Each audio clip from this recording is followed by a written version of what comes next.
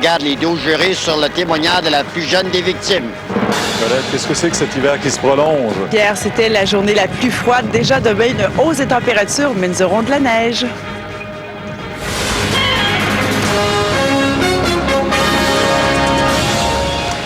On se doutait bien qu'il s'agissait de l'œuvre d'un prédateur, Claude, depuis le temps, là. Il œuvrait depuis mai 2002. Sa première agression remonte aussi loin que ça, Pierre. Alors, on parle de 9 victimes et la police semble bien l'avoir épinglé. Pense bien, en tout cas, qu'il s'agit de cet individu qui a agressé ces 9 personnes à Montréal et à Laval. Il a été arrêté en fin de semaine, Jean-François Guérin, samedi. Exactement, comme dans bien des cas d'enquête, c'est par pure chance au départ et peut-être le flair également de 2 patrouilleurs de la police de Montréal qui avaient remarqué son comportement bizarre à 4 heures du matin dans le secteur antique et qui l'ont interpellé, se sont rendus compte qu'il était recherché sur mandat et par la suite ont poussé l'enquête pour finalement relier, mettre un visage sur finalement ce qui n'était qu'une empreinte génétique parce que sur 6 des 9 agressions, on avait l'empreinte génétique de l'agresseur, mais on n'avait pas de visage. Et ce visage, selon les policiers, il semble bien que ce soit celui de Michel Cox, 27 ans, résident de Laval, qui serait donc relié aux 9 agressions sexuelles survenues, 6 à Laval, 3 dans le nord de Montréal depuis mai 2002. Il y avait une escouade spéciale qui avait été mise sur pied par les policiers de Laval, ceux de Montréal et également de la Sûreté du Québec, qui travaillaient depuis des mois à essayer de retrouver. Et Pierre, je peux vous dire qu'on avait identifié plusieurs suspects potentiels, que Michel Cox faisait partie de ces suspects potentiels, qu'il aurait même, selon nos informations, été déjà rencontré par les enquêteurs, mais qu'on n'avait pas de preuves contre lui et n'avait pas accepté de collaborer. Or, on l'a épinglé en fin de semaine, 27 chefs d'accusation d'agression sexuelle armée, de séquestration et de vol qualifié. Alors, on pensait qu'il allait commettre une autre agression? C'est pour ça qu'on l'a arrêté? Oui, dans les circonstances au cours desquelles il a été arrêté dans la nuit de vendredi à samedi, ça laisse croire qu'il s'apprêtait à commettre une autre agression. Écoutez, sur lui, un sac à dos a été trouvé contenant de la corde, du ruban gommé, des condoms, vraiment, et des couvertures, des éléments qui laissent croire qu'il tentait peut-être de repérer une victime dans ce secteur-là. Et donc, ce sont des éléments qui ont été mis au jour par les policiers aujourd'hui lors d'une conférence de presse. Les policiers qui invitent les femmes, d'autres femmes qui auraient pu être victimes de cet agresseur, de se manifester au plus vite aux policiers. Vous allez voir un numéro de téléphone au bas de l'écran. Oui. On sait que plusieurs des victimes, Pierre, dans ce cas-là, avaient hésité au départ à porter plainte à cause des menaces qui avaient été faites par l'agresseur. 662-4636 dans le 450, la police de Laval. Oui. Merci, Jean-François. Je vous en prie. Difficile de trouver de la drogue à Montréal, vous croyez? Bien, sachez qu'il existe à Montréal un véritable marché public de la drogue. Ça se passe au centre-ville, dans le secteur du métro Berry-UQAM. Maxime Landry, tout se déroule au vu et au su de tout le monde, y compris même de la police. Ah oui, ça c'est sans aucun doute. Je peux vous dire que l'endroit où on se trouve, Claude, le métro Berry-UQAM, coin Sainte-Catherine et Berry, là, c'est sans doute l'endroit le plus lucratif en termes de revente de drogue. C'est un réseau extrêmement bien structuré qu'on a pu observer durant au moins 3 jours. Ce qu'on a fait ici à TVA, c'est qu'on s'est simplement posté en avant. On a regardé qu'est-ce qui se faisait là et on a compté au moins 5 transactions à la demi-heure. Alors, pas besoin de vous dire que ce ne sont pas les clients qui manquent et c'est vraiment des gens là, de tous âges. On parle de jeunes, d'étudiants, on parle aussi d'hommes en veston-cravate qui stationnent et qui repartent tout de suite après. Donc, la demande est là et les trafiquants font des affaires d'or ici. Que fait la police dans tout ça? Bien, la police fait son possible. Je vous dirais qu'elle a un petit peu les mains liées, qu'elle joue au chat et à la souris avec les trafiquants. J'en parle à 17h30. À tout à l'heure, Maxime. À tantôt. Je pense que là-dessus aussi, vous aurez une entrevue d'une policière sur leur travail dans ce secteur-là. Oui, parce qu'il se trouve dans le quartier numéro 21, selon la carte de la police de Montréal. Je me suis entretenu avec la commandante du poste 21 ce midi. On entendra ça un peu plus tard. Pour l'instant, allons du côté du Proche-Orient, qui risque d'être emporté une nouvelle fois dans la spirale de la violence. Cette fois, c'est Israël qui a frappé et tué un chef religieux musulman. Les Palestiniens crient vengeance. Richard Latendresse, Israël qui a voulu frapper la tête du mouvement islamiste radical Hamas. Et Pierre, la tête de ce mouvement, le mouvement c'est le Hamas, est bien connu, c'était un vieillard paraplégique, le cheikh Ahmed Yassine. Un hélicoptère israélien a abattu, littéralement pulvérisé le fondateur de Hamas, selon le type de riposte qu'a choisi Israël aux attentats terroristes perpétrés par des kamikazes, c'est-à-dire des attaques ciblées. Avec ce bombardement-là, il y a eu le Cheikh Yassine qui s'est fait tuer et 7 autres personnes. Le Cheikh Yassine, Pierre, c'est un personnage extrêmement important parce qu'il était devenu au fil des ans un symbole de la résistance palestinienne, mais pour les Israéliens, il symbolisait plutôt le terrorisme lui-même palestinien. Je dois vous rappeler que le Hamas est d'abord une organisation sociale qui, dans la bande de Gaza, a mis sur pied des cliniques médicales ou encore des écoles. Mais l'objectif fondamental du Hamas, c'est la destruction d'Israël et la création d'un État islamique. Le cheikh Yassine, donc fondateur, je vous rappelle, de Hamas, a constamment salué, célébré ceux qu'il appelait les martyrs, qui allaient se faire exploser sur les terrasses de café en Israël. Là, vous voyez ces funérailles. Ces funérailles tout de suite qui ont eu lieu aujourd'hui même. Exactement. Dans la foule, 200 000 personnes. Les Palestiniens promettaient de venger le leader spirituel. Dans les rues de Gaza, l'attentat a eu lieu dans cette petite bande de terre tout à côté d'Israël. Les fidèles qui se pressaient pour tenter de toucher le cercueil, tandis que d'autres, donc, tiraient en l'air avec leurs mitraillettes. Richard, la réplique qui risque d'être très féroce de la part des islamistes. Elle a déjà commencé, Pierre. Déjà, Israël a été frappé au nord par des roquettes. On a riposté à coups de chars d'assaut. Effectivement, dans toutes les capitales arabes, il y a eu des manifestations, des appels, encore une fois, à la lutte, à la guerre contre Israël, des promesses d'attentats kamikazes. Alors, c'est ça la grande question. Est-ce qu'en se débarrassant de leaders comme ça, on se débarrasse d'un problème ou est-ce qu'on n'en crée pas plusieurs autres? Un geste qui a été condamné par plusieurs gouvernements, Richard. Presque tous. Merci. Au revoir. Maintenant, le procès de Robert Gillet est dans la phase presque terminale, puisque c'est le jury maintenant qui a le sort de Robert Gillet, l'animateur de radio, entre ses mains. Gillet qui est accusé d'avoir acheté les faveurs sexuelles de 2 adolescentes et d'avoir même agressé l'une d'elles. Ce matin, c'est le juge Fraser Martin qui avait donné ses directives, Sophie Bérubé, juge qui n'accorde pas beaucoup de crédibilité au témoignage d'une des 2 présumées victimes. Oui, c'est la crédibilité de la plus jeune des présumées victimes qui en a pris pour son rhume, Pierre. Le juge a rappelé au jury que celle qui prétend avoir été agressée sexuellement par Robert Gillet a changé sa version des faits à plusieurs reprises et qu'elle-même admet avoir menti et s'être perjurée. Le juge va jusqu'à dire que selon lui, ce serait dangereux de faire condamner Robert Gillet sur la seule et unique base de ce témoignage. Maintenant, ce qui concerne la plus âgée, celle avec qui Robert Gillet admet avoir eu des rapports sexuels, eh bien, le juge dit au jury que pour faire acquitter Robert Gillet, il n'est pas nécessaire de le croire lorsqu'il dit qu'il a demandé l'âge de la jeune fille, puisque seulement ses constatations visuelles, c'est-à-dire l'apparence physique et son attitude, pourraient suffire à le faire acquitter. Et aussi, on est revenu sur les mensonges que Robert Gillet aurait fait aux policiers en décembre 2002 lors de son interrogatoire. Encore une fois, le juge lui dit, bien écoutez, ce n'est pas parce qu'on ment aux policiers qu'on est automatiquement un menteur ou une personne non crédible et qu'il faut aussi vérifier dans quelles circonstances les déclarations ont été prises. Et puis finalement, Pierre, le juge demande au jury de ne pas être influencé par le fait qu'ils ont pu être choqués ou offusqués par certains détails sexuels dont il a été question et que la moralité, dans le fond, n'a pas sa place dans cette décision. Voici un extrait. Inventer ou créer un tel doute basé sur la sympathie ou sur un préjugé à l'égard de l'une ou l'autre des parties est non seulement intellectuellement malhonnête, mais constitue une trahison de votre serment. Bon, alors maintenant, le jury est séquestré, va délibérer. Difficile de dire combien de temps ça va durer, cependant. Il y a tout de même des indices qui nous disent que ce ne sera pas ce soir que nous allons voir un verdict, puisque le jury a demandé de réentendre le témoignage de la plus âgée des présumées victimes et celui de Robert Gillet. Merci beaucoup. Au revoir, Sophie. Au retour, un étudiant de l'Université du Québec à Chicoutimi serait-il mort de froid parce qu'il était trop chaud? Et notre Doc Laberge, sur preuve à l'appui, les conséquences potentielles des concours de beuverie.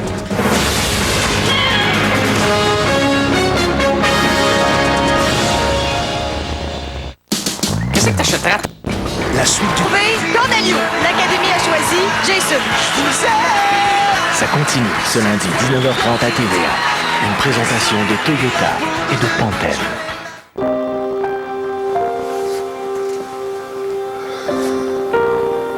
Claude, vendredi, de ce concours de beuverie auquel avait participé un jeune étudiant de 19 ans de Saguenay. C'est le pire qui est arrivé, Pierre. Exact, on s'en doutait bien. On l'a retrouvé mort dans un champ.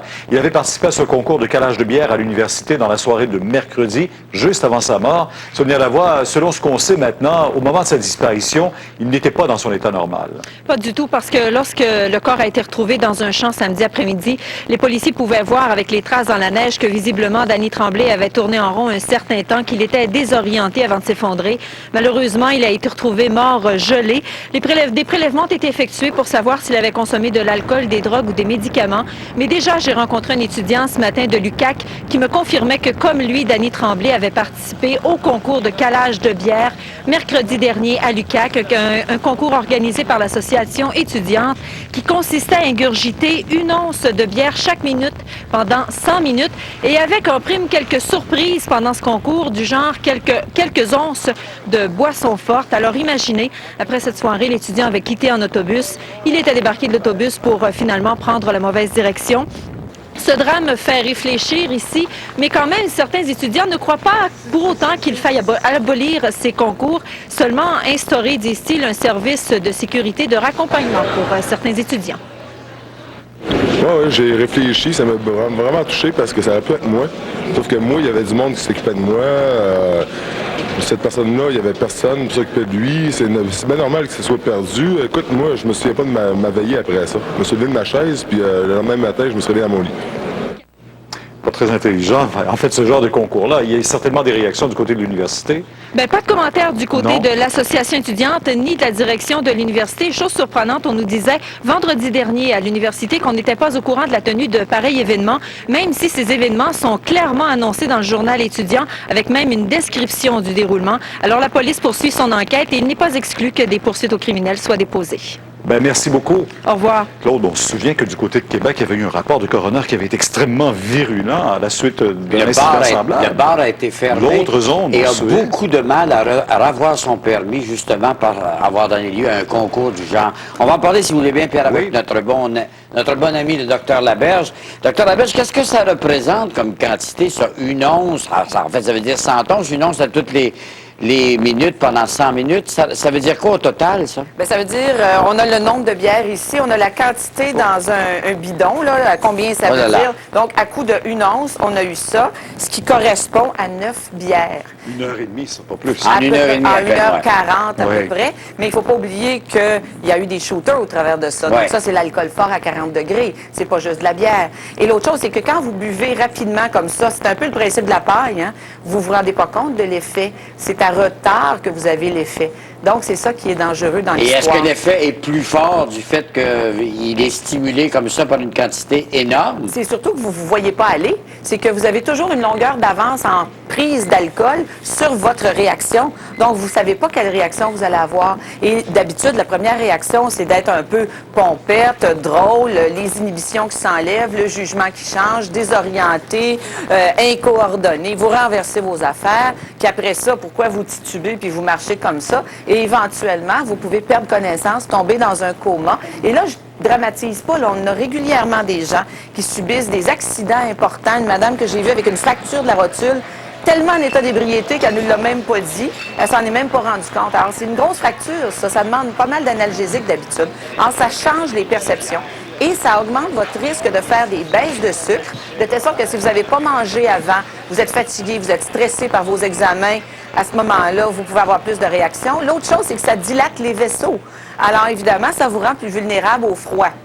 Or, on sait que les ados sont pas très, très forts sur les capots chauds et tout ça. D'habitude, ils sont en petits souliers, en petits sneaks. Alors ça concourt encore plus à leur événement de décéder par le froid. Bien triste affaire. Donc, mais selon vous, docteur Laberge, faut-il blâmer quelqu'un? À qui a responsabilité là-dedans? Bien, il faut savoir que le jeune a 18 ans. Vous savez, ce sujet-là vient me chercher un peu parce que j'ai un neveu qui est décédé à 17 ans après un party.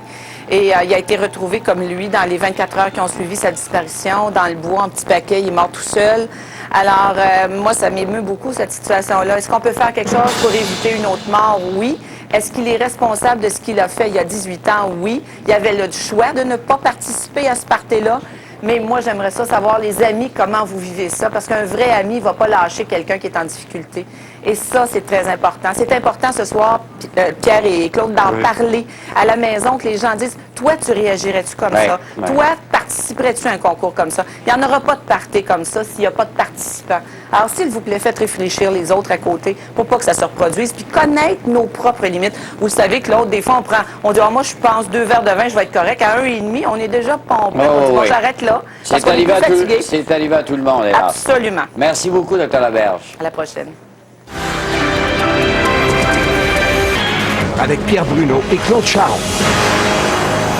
Après cet épisode de la vache folle, vous savez que bien les agriculteurs chez nous en ont souffert énormément. Au risque même de la faillite, Pierre. Pour plusieurs. Alors Ottawa leur vient en aide et c'est presque $1 milliard finalement qu'on va leur consentir à ces agriculteurs pour les aider à se relever de cet épisode. Lina Dib, c'est parce que la frontière américaine n'est toujours pas complètement rouverte finalement que les producteurs accumulent toutes ces pertes. Hein?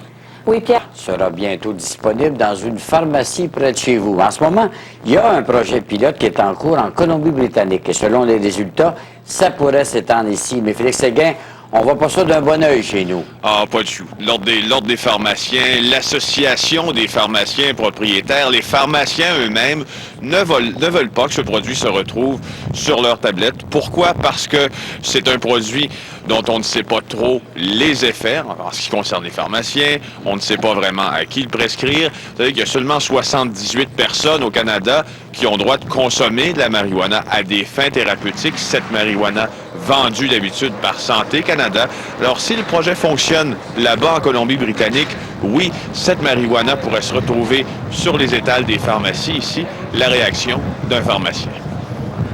Tout semble très flou, fait que nous, on se retrouve avec un produit sur nos tablettes qu'on ne saura pas trop comment quelle est sa place. T'sais. Qu'est-ce qu'en pensent les malades, eux, par contre, Félix? Il y a même des malades qui ne sont pas d'accord avec tout ça pour la simple raison que certains d'entre eux ne fument pas la marijuana fournie par Santé Canada, puisque, semble-t-il, elle est de mauvaise qualité comparativement à celle qu'ils peuvent acheter sur le marché noir. Alors, on peut dire qu'il y a très, très peu d'appui. Merci beaucoup, Félix. Au revoir. Il y a des manifestants qui voulaient à Montréal dénoncer la propagande et la corruption gouvernementale et ils sont manifestés devant la maison, ce qu'ils croyaient être la maison d'Alfonso Guiliano. Il n'y avait pas la bonne adresse. Vraiment pas. C'est un ennui pour eux et ils ont plutôt défilé devant la résidence, cette chic résidence d'un homme d'affaires et ça a étonné les voisins qui pensaient qu'on tournait un film. Ils se demandaient ce qui se passait là. L'ex-ministre réside bien à Saint-Léonard, mais dans une maison beaucoup moins cossue et surtout sur une autre rue. Ici Maxime Landry. Comment vous procurer une dose de cocaïne en plein centre-ville de Montréal en moins de 15 secondes? On vous raconte ça dans quelques minutes. Et un peu plus tard. Yes! All right, c'est beau! Les grandes gueules ont aussi de grandes oreilles. Un record d'écoute à la radio.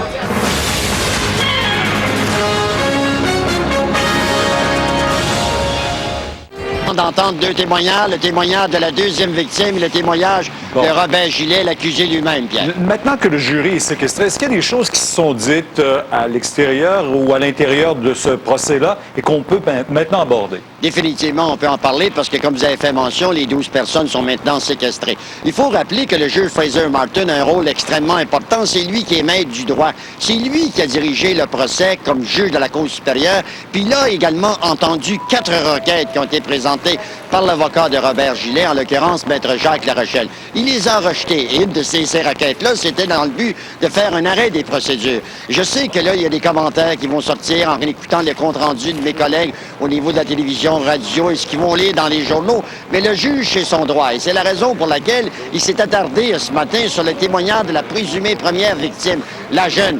Et c'est pas souvent qu'on a vu un juge dire, par exemple, aux 12 jurés qui auront rendu un verdict, que cette personne-là s'est parjurée, qu'elle a admis d'avoir menti lors de son interrogatoire avec les policiers. Alors le juge est allé très loin en disant « Vous ne pouvez condamner l'accusé sur le simple témoignage de la première personne qui est venue témoigner devant vous. » Autre chose importante, je pense que le juge a voulu passer un message d'une certaine façon. Quand il dit, par exemple, si Robert Gillet a menti lorsqu'il a été interrogé par les policiers, bien, il a dit, c'est pas tout à fait nécessaire qu'un individu, lorsqu'il est interrogé par les policiers, donne la vérité à 100%. Alors là, compte tenu que les 12 jurys, lorsqu'ils ont commencé leur délibération, ont demandé d'entendre 2 témoignages, celui de la deuxième présumée victime et Robert Gillet, est-ce que déjà ils se sont fait une idée sur le premier témoignage, compte tenu des directives qu'ils ont eues de la part du juge Fraser Martin? On poursuit les délibérations et là, maintenant, quand on va avoir un verdict, ça, seules les 12 personnes le savent. Merci. Au revoir. Au revoir. Si vous habitez le quartier centre-ville de Montréal, vous allez pas être surpris, mais peut-être que d'autres ont encore des doutes sur cette drogue qui circule à ciel ouvert. Au métro, je pense que le reportage qu'on va entendre tantôt va certainement faire perdre les dernières illusions. Oui, en effet. Maxime Landry, vous vous êtes même fait offrir de la drogue, ce qui arrive fréquemment dans ce secteur-là, surtout particulièrement quand vous avez caché votre caméra, là.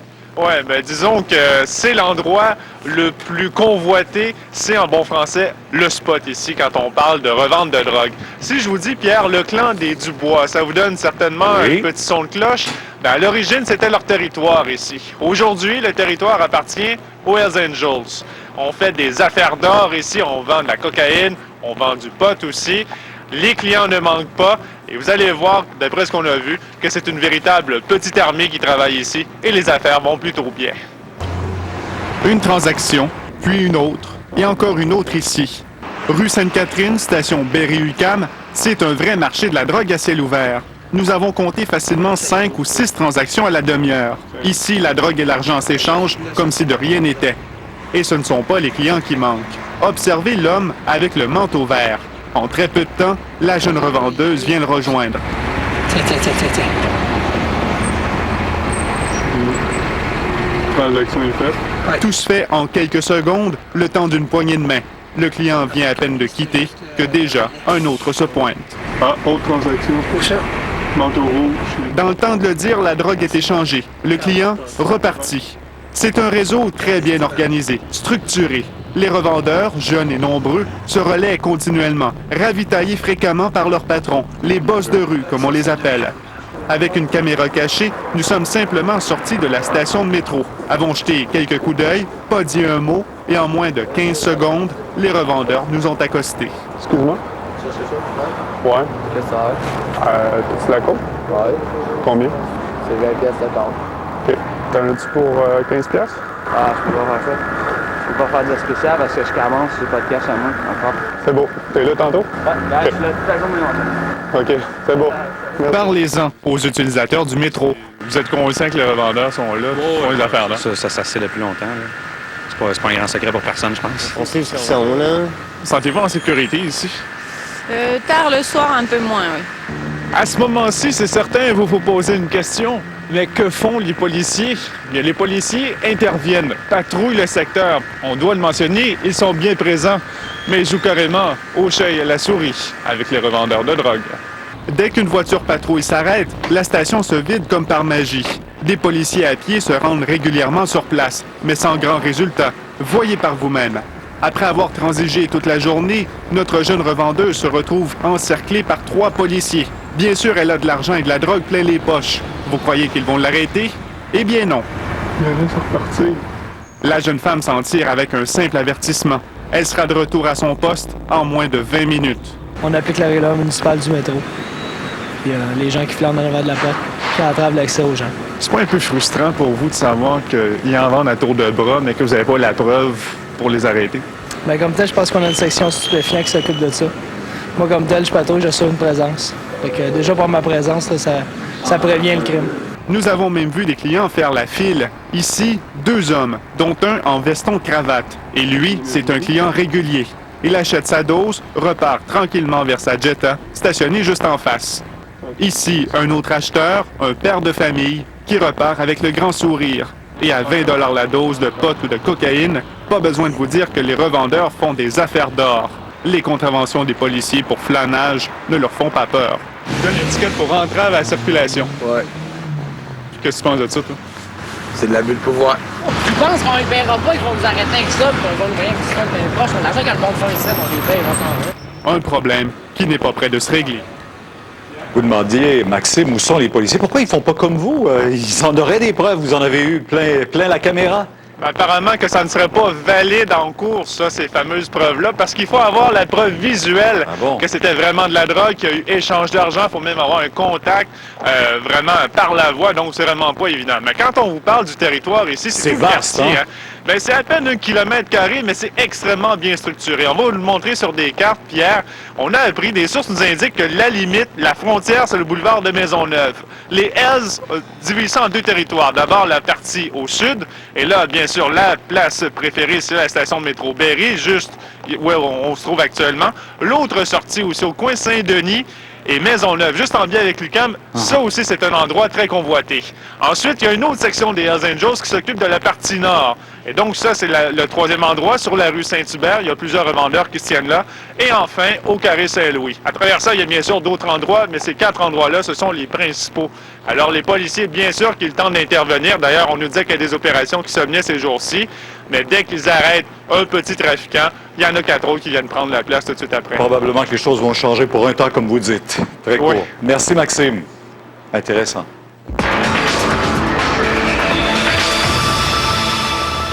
Alors, vous vous demandez, Pierre, comment il se fait que la police semble impuissante? Vous vous demandez probablement la même chose à la maison, à contrer ce phénomène de vente de drogue à la sortie de métro Berry-UQAM, aussi bien identifié.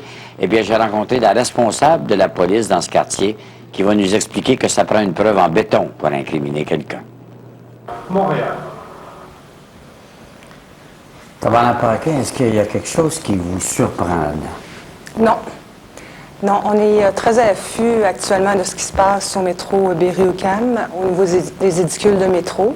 Et c'est pour ça qu'on en assure une présence policière et c'est pour ça qu'on a aussi des policiers qui sont là à pied sur cette zone-là, qui est pour nous, à Montréal, une zone particulière parce qu'on y transite un nombre important, en fait, de piétons, de travailleurs, de commerçants. Donc, pour nous, c'est important d'être là. Et, ce qui surprend, par contre, le citoyen qui vient d'écouter ça, peut-être, c'est que cette réponse du policier qui dit, écoutez, il y a une escouade qui s'occupe de ça, moi, je m'en occupe pas. On ne pensait pas que le travail de répression de la criminalité était ainsi distribué selon les escouades. Ce qui est important de comprendre, vous savez, c'est toute la complexité du recueillement de la preuve au niveau du trafic de stupéfiants et de tout ce qui entoure ça. Donc, oui, effectivement, on a une escouade qui s'appelle la moralité alcool et stupéfiants et qui sont davantage spécialisés et formés pour saisir l'ensemble de ces informations-là et de les recueillir afin de convenir aux exigences des tribunaux. Nos policiers à pied vont aussi faire des arrestations, mais dans les cas de flagrant délit, bien souvent, où ils ont été en mesure de recueillir toute la preuve nécessaire et selon les exigences des tribunaux. Mais admettez que notre journaliste aurait pu faire des arrestations parce qu'il y avait d'abord la preuve de la transaction. Les poches étaient pleines d'argent et probablement encore de la drogue à vendre par la suite. Pourquoi les policiers n'opèrent pas de cette façon aussi facile? Parce qu'il faut être bien certain, avant d'aller fouiller un individu, que qu'est-ce qu'on a vu, c'est du trafic de stupéfiants. Et là, ce que j'ai vu, on pourrait présumer que ça en est, mais de là à être hors de tout doute, avoir la preuve hors de tout doute, on ne peut pas être certain. Vous pouvez constater, l'année dernière, en 2003, on a porté des accusations, tout près de 500 chefs d'accusation sur près de 300 personnes. Donc c'est pas rien, c'est énorme, et c'est pour ça qu'on vous dit qu'on est conscient, et c'est pour ça qu'on a un plan d'action qui est bien ciblé à cet endroit-là, qui a différentes avenues qui est pratiquée comme intervention policière. Merci beaucoup, Mme Paquin. Bienvenue. C'est froid partout.